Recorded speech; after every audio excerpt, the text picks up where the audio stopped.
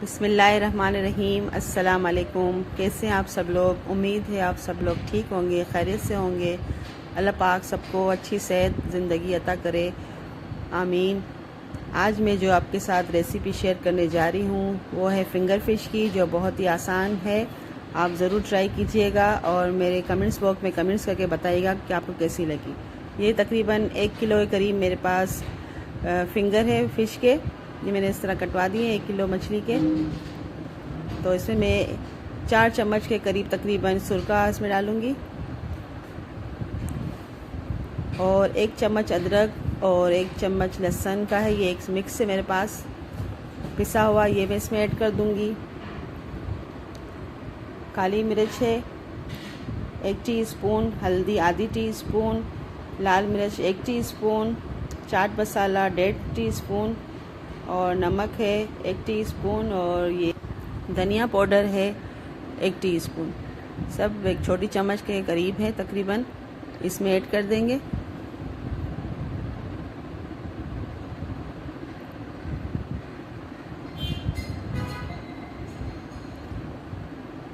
और मेरे पास एक नींबू था, उसका मैंने रस निकाल दिया है पूरे 1 नींबू का, वो इसमें ऐड कर देंगे।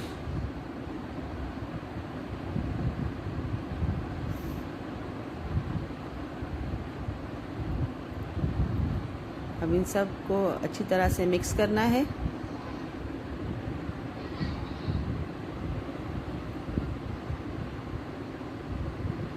हाथ से भी मिक्स किया है मैंने इसे अच्छी तरह से, ताकि सारे मसाले जो हैं मछली के साथ मिक्स हो जाएं, यकजान हो जाएं। आधे घंटे के लिए ढक के रख दूंगी। अब दूसरा प्रोसेस है, ये मैदा है मेरे पास, ये लहसुन का पाउडर है, ये 1 टीस्पून है और ओरिगानो है मेरे पास 1 टीस्पून, काली मिर्च है 1 टीस्पून और नमक है 1 टीस्पून, आधी टीस्पून नमक। ओरिगानो अगर आपके पास ना हो तो कोई इतना मसला नहीं है, स्किप कर लीजिएगा उसको। सबको मिक्स करना है मैदे में अच्छी तरह से, मैदा कोटिंग के लिए काम आएगा। आधा घंटा तकरीबन हो चुका है। अब ये मैदे में डिप करना है अच्छी तरह से।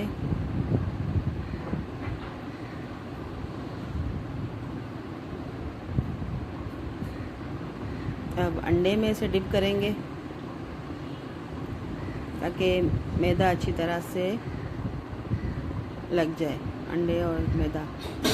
ये ब्रेड क्रम्स है मेरे पास, इसमें भी डिप करना है और सारे इस तरह से मुझे फिंगर्स बना के रख देने हैं। कुछ देर रखेंगे 5 मिनट के लिए, फिर इससे हम तेल में डीप फ्राई कर लेंगे। ये तेल है मेरे पास।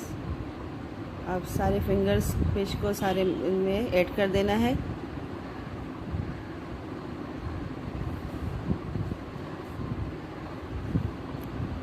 ये देखिए, इतना गरम तेल होना चाहिए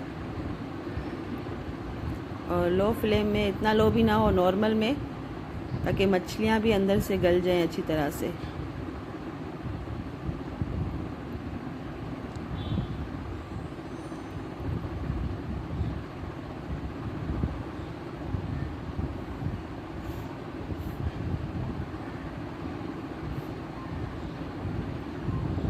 देखिए अच्छी तरह से फ्राई हो रहे हैं।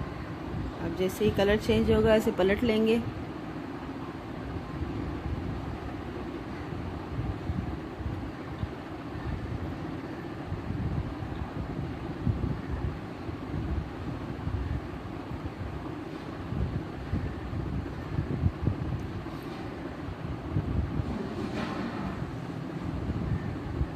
सारे इसी तरह से पलट लेने हैं आहिस्ता आहिस्ता। देखिए माशाल्लाह से पलट गए सारे।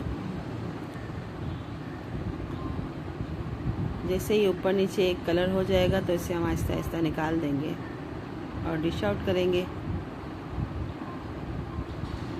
ये इस तरह से भी निकाल लें ताकि वो जो तेल वगैरह है सारा नीचे निकल जाए छन्नी से।